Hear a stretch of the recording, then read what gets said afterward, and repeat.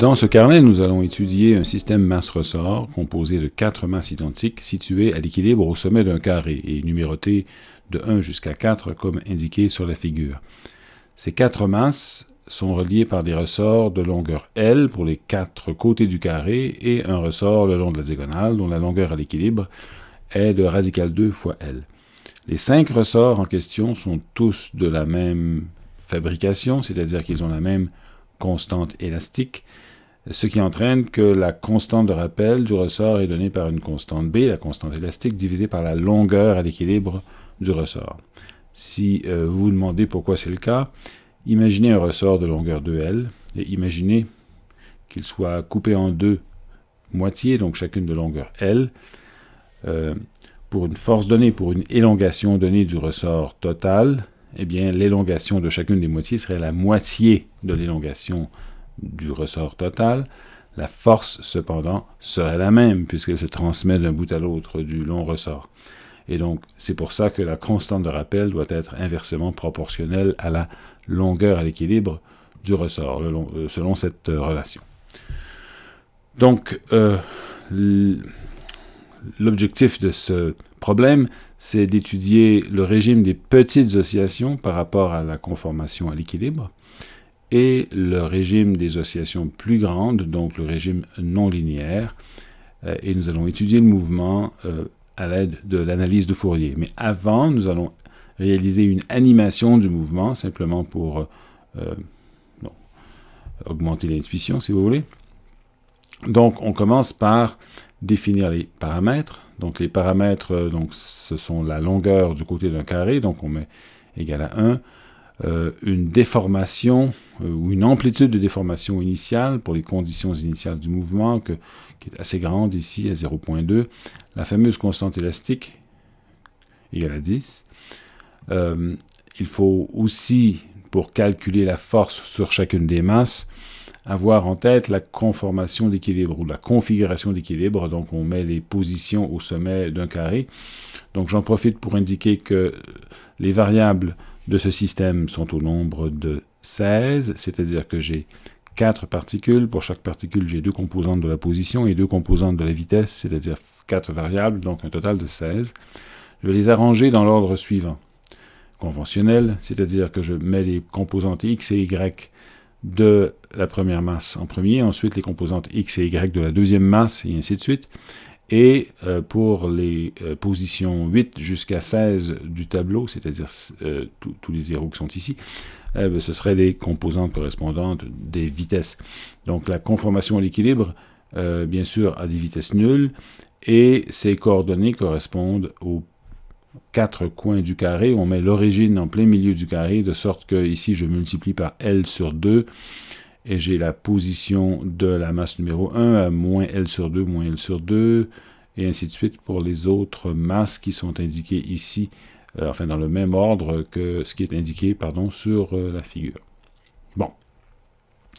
J'ai besoin d'une fonction qui me donne la force exercée sur la bille située à la position R1, causée par une autre bille ou une autre masse à la position R2, à laquelle elle est reliée par un ressort dont la longueur à l'équilibre est égale à D. Pour ça, je commence par définir la position relative des deux masses, donc R2 moins R1. Donc R2 et R1 sont des vecteurs bidimensionnels à 2 composantes. Je calcule ensuite la norme, donc la longueur de ce vecteur, donc qui va me donner l'élongation ou la contraction du ressort. Donc cette élongation, disons, est donnée par E norme moins D. Je multiplie cette élongation par la constante de rappel qui est B divisé par D, ce qui me donne la grandeur de la force. Et cette force est dirigée dans la direction du vecteur E. Mais le vecteur E doit être normalisé pour cela. Donc je multiplie le vecteur E par cette quantité divisée par la norme de E. Donc, ce qui veut dire qu'à partir du vecteur E original, le fait de le diviser par sa norme me donne un vecteur unité, et le fait de le multiplier par le reste ici me donne la force. Donc, je retourne cette force ici. Bon, bien sûr, je suppose que les masses des 4 billes sont égales à 1, de sorte que je ne fais pas la distinction entre l'accélération et la force. Ensuite, je définis la fonction qui me donne les dérivés des 8, ou plutôt des 16 variables en question. Donc pour cela, j'ai besoin des positions des 4 masses. Donc je sais que ces positions sont comprises dans les positions 0 jusqu'à 7 du vecteur x. Et donc la position de la première bille est donnée par ça ici, x0 et x1, et ainsi de suite pour les 3 autres billes, numérotées correctement de 1 jusqu'à 4. Je calcule les forces. Donc ce que j'appelle F12 ici, c'est un appel à la fonction que j'ai définie plus haut, force, avec la position R1 en premier, R2 en deuxième, parce que c'est la force sur la particule numéro 1 par la particule numéro 2. Donc il y a un ordre là-dedans qui est important. La longueur du ressort est égale à L ici. Donc je fais ça pour la force entre 1 et 2. Donc voyons voir la figure ici. J'ai entre 1 et 2, entre 2 et 4, entre 3 et 4, entre 1 et 3, toutes de longueur L, et entre 1 et 4 avec une longueur radicale 2 fois L. Donc c'est ce que je définis ici. En particulier, le F41 est donné par cet appel à la fonction force avec les arguments R4, R1 et racine de 2 fois L. Donc, évidemment, je n'ai pas besoin de calculer F21 parce que par la loi d'action-réaction, F21 serait égal à moins F12. Ensuite, je vais calculer les dérivés des composantes du vecteur x. Donc, bien sûr, pour les dérivés des positions qui sont contenues dans les 8 premières composantes de y, j'utilise les 8 dernières composantes de x, ce sont les vitesses. Ensuite, pour les dérivés de la vitesse de la première masse, donc l'accélération de la première masse, j'ai les forces ici agissant sur la première masse.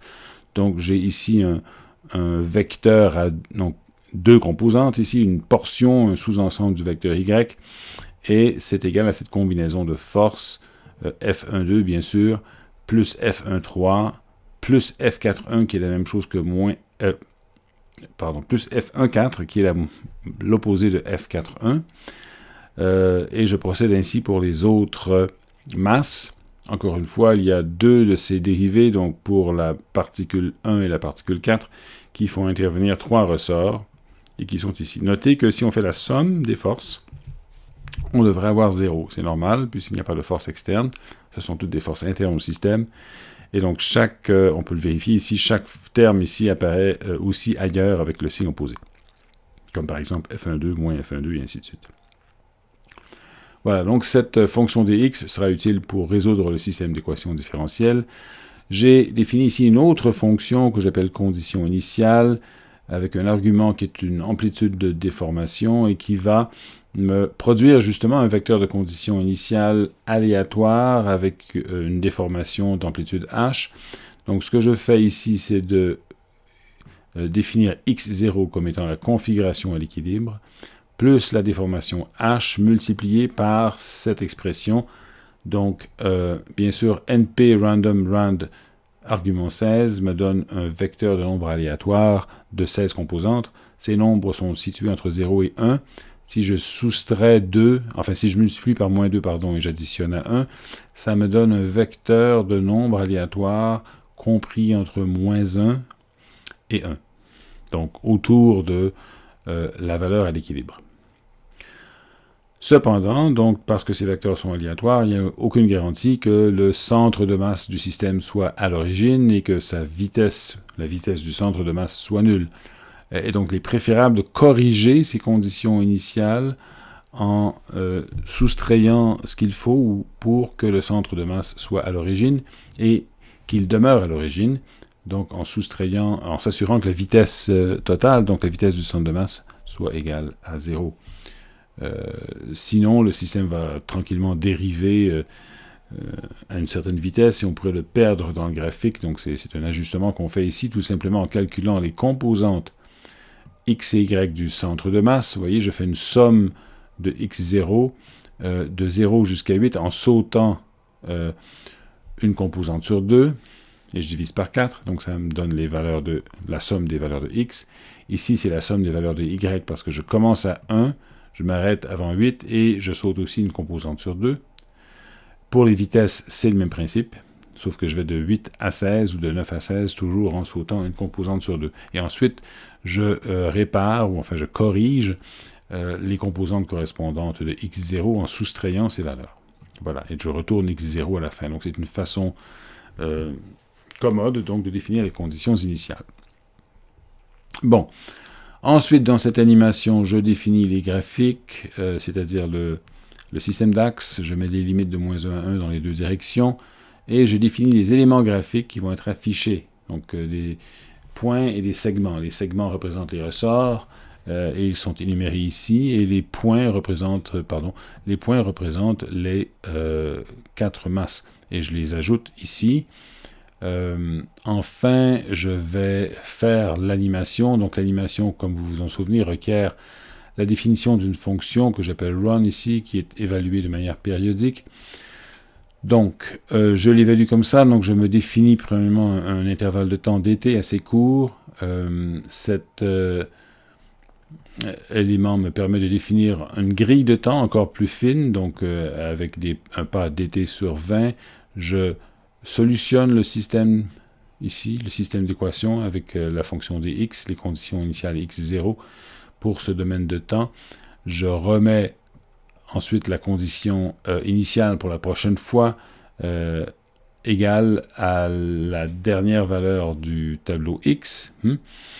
Ensuite, je ne fais que redéfinir les caractéristiques des éléments graphiques. Donc les centres des 4 points vont être en accord avec les valeurs de x0 ici, donc qui vont être affichées, donc pour la b numéro 1, 2, 3 et 4, ainsi que ici les valeurs des segments, donc les coordonnées en x et en y des segments qui, bien sûr, en tant que segments, sont donnés par une valeur de départ, une valeur d'arrivée, donc le x des deux extrémités, le y des deux extrémités, et ainsi de suite pour chacun des 5 segments. Voilà, c'est tout ce que j'ai à faire ici, en plus de lancer l'animation. Donc, je la lance et j'obtiens ceci. Donc là, j'ai une oscillation du système. On note une espèce de... Donc on n'est pas tout à fait dans le régime linéaire ici, dans le sens que l'oscillation est grande, la déformation est grande par rapport à la configuration d'équilibre, mais c'est encore relativement stable. Et notez qu'il y a eu une espèce de rotation progressive du carré, puisque bien sûr, rien n'interdit que le système ait un moment cinétique globalement. Je n'ai pas corrigé pour cet effet, c'est tout à fait correct. Je vais, pour varier un peu, donner au système une déformation plus petite, donc 10 fois plus petite, disons. Et voyons ce que ça donne, c'est à peine perceptible. Donc on voit que ça ne bouge pas beaucoup. Ça tourne quand même, donc progressivement, mais le mouvement n'est pas très spectaculaire, justement. Donc c'est pour ça que j'avais mis une valeur un peu plus grande de la déformation H. Bon. La prochaine étape, c'est l'analyse spectrale du mouvement. Donc je vais ici définir des conditions initiales avec une amplitude définie par cette variable, donc 0.01 initialement. Donc je redéfinis les conditions initiales ici avec la même fonction qu'auparavant. Je définis maintenant une grille de temps. Je vais résoudre le problème avec ODE in comme avant, mais je ne ferai pas d'animation, pas de graphique du mouvement comme tel.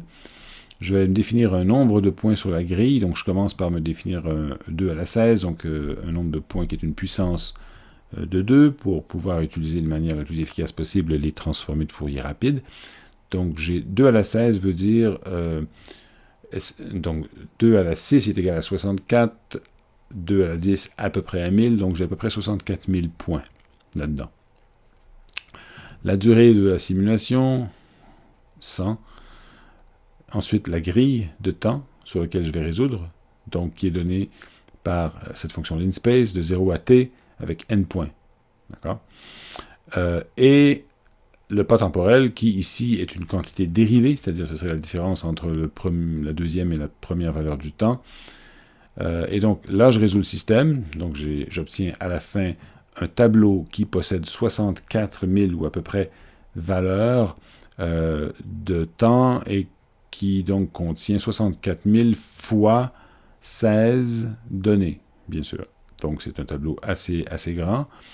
Je vais maintenant procéder à l'analyse de Fourier. Donc je vais faire une transformée de Fourier avec la fonction FFT de certaines composantes de ce tableau. Donc le deuxième indice ici représente les différentes variables.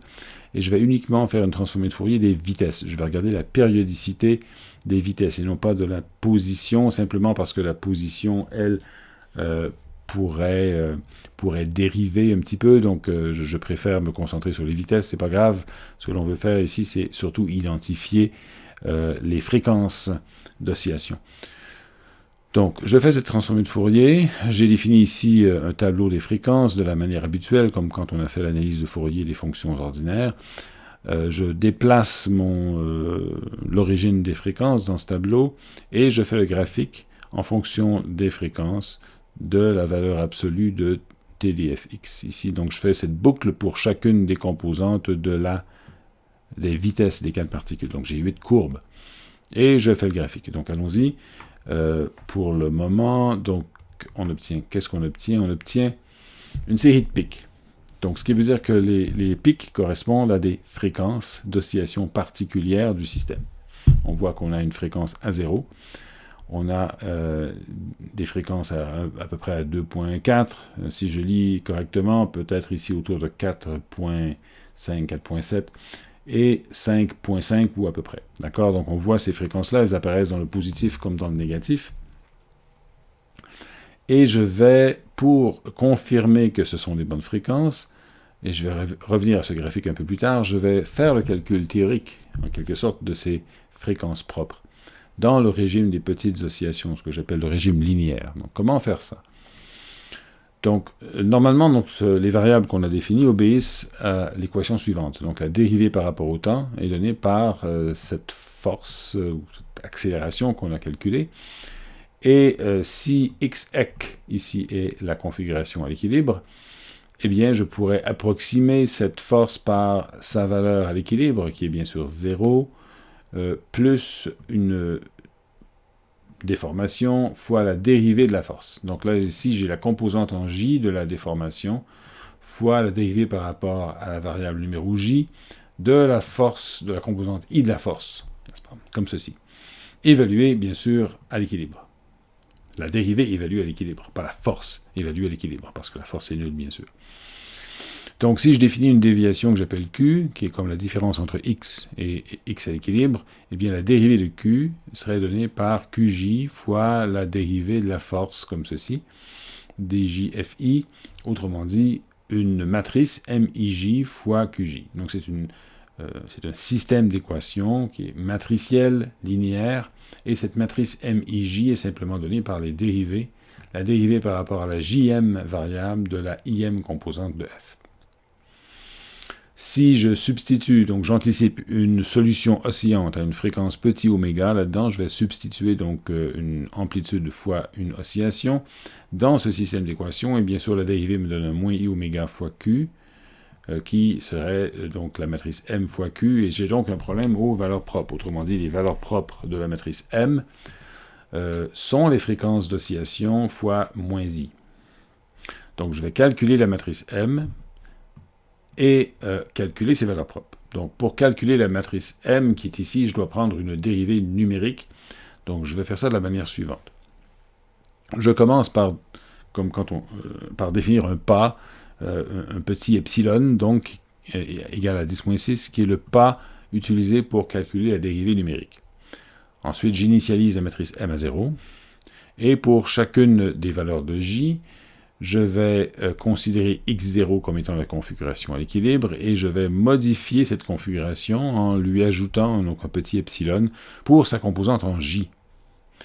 Ensuite, je vais calculer la force associée à cette configuration avec cette fonction dx. Ensuite, je vais, pour la même composante, soustraire epsilon au lieu de l'additionner. Donc, il faut que je soustrais 2 fois parce que j'avais additionné une fois. Donc, je soustrais 2 fois pour obtenir moins epsilon. Et je calcule de nouveau la force dans cette configuration.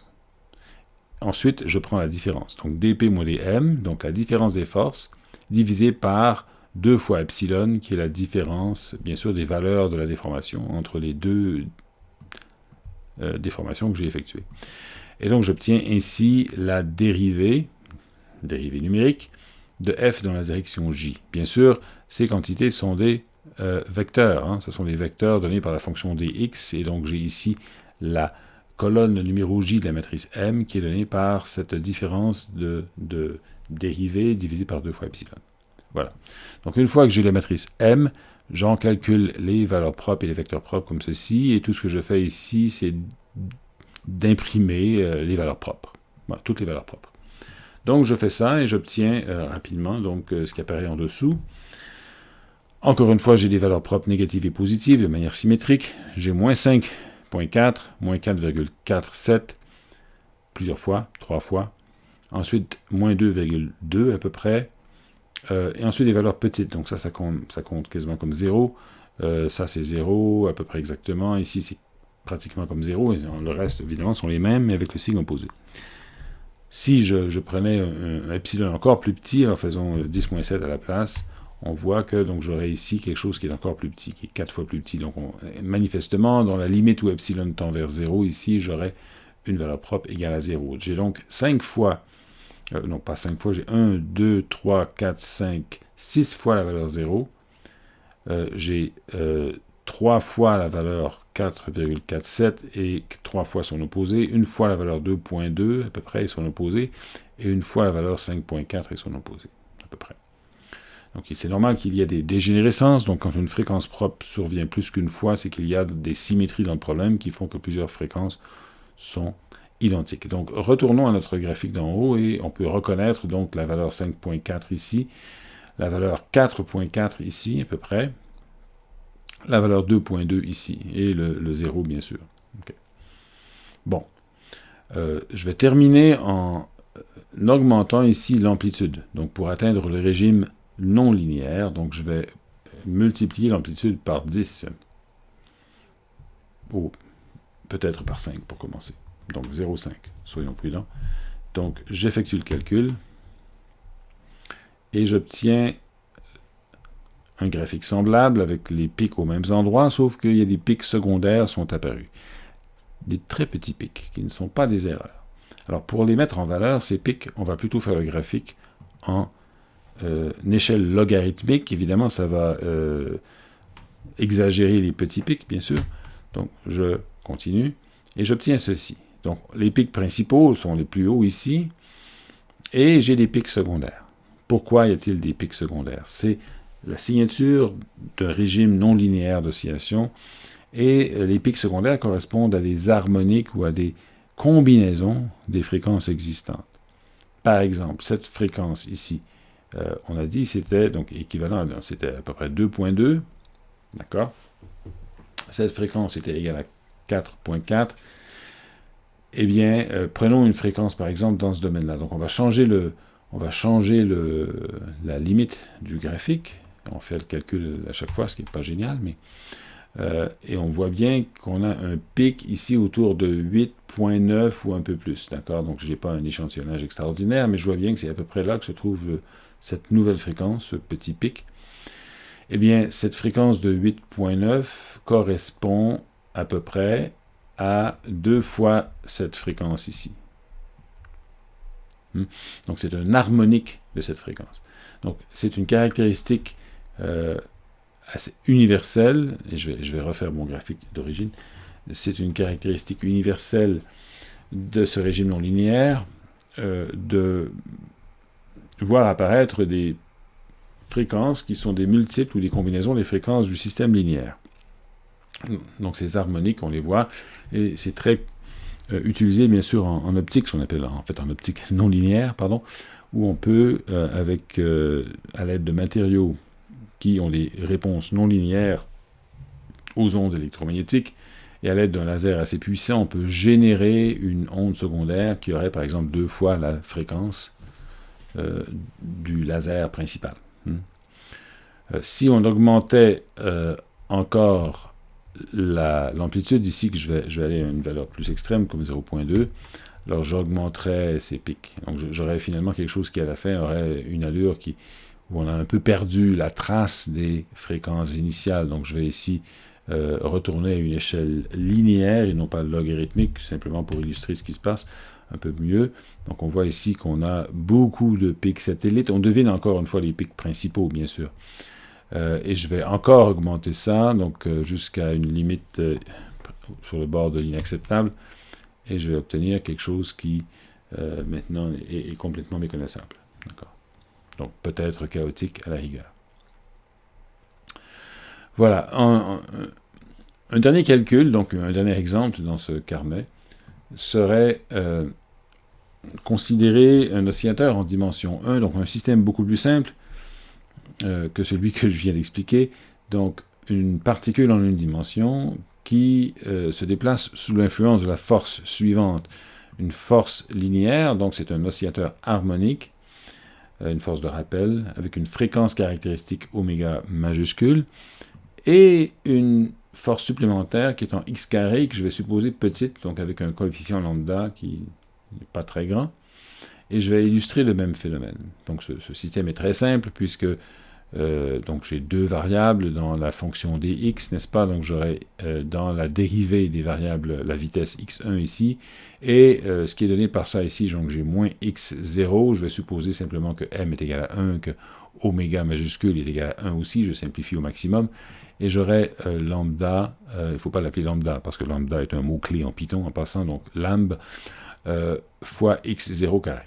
Donc je fais ça, je donne ici une valeur à ce lambda qui est égal à 0.01, une amplitude des déformations initiales. Et ici, je vais simplement, donc là j'ai simplement pris une valeur quelconque. Je n'ai pas de longueur à l'équilibre ici, donc c'est un système un petit peu différent.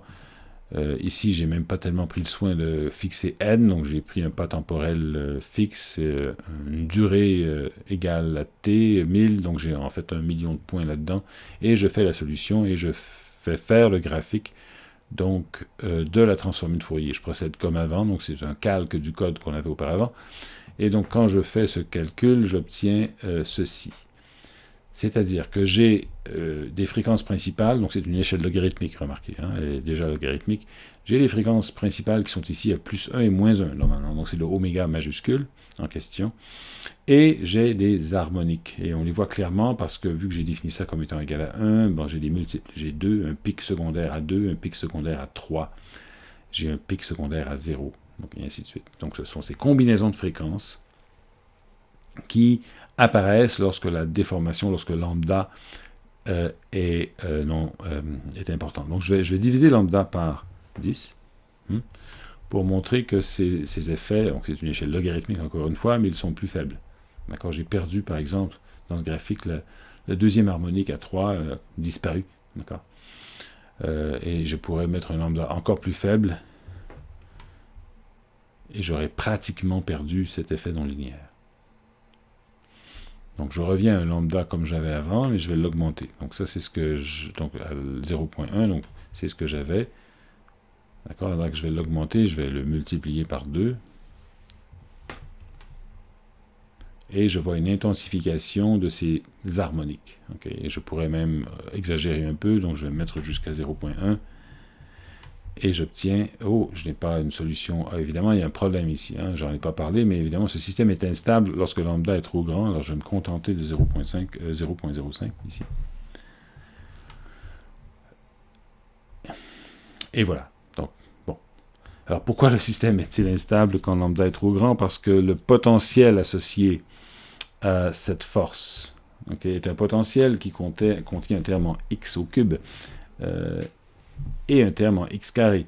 Alors, c'est une fonction cubique, et bien sûr, la fonction cubique finit par être tend vers moins l'infini, quand x tend vers moins l'infini, plus l'infini, quand x tend vers plus l'infini. Donc, il n'y a pas de borne inférieure au potentiel. Le potentiel se dirige vers moins l'infini, et le minimum à x égale 0 est un minimum local.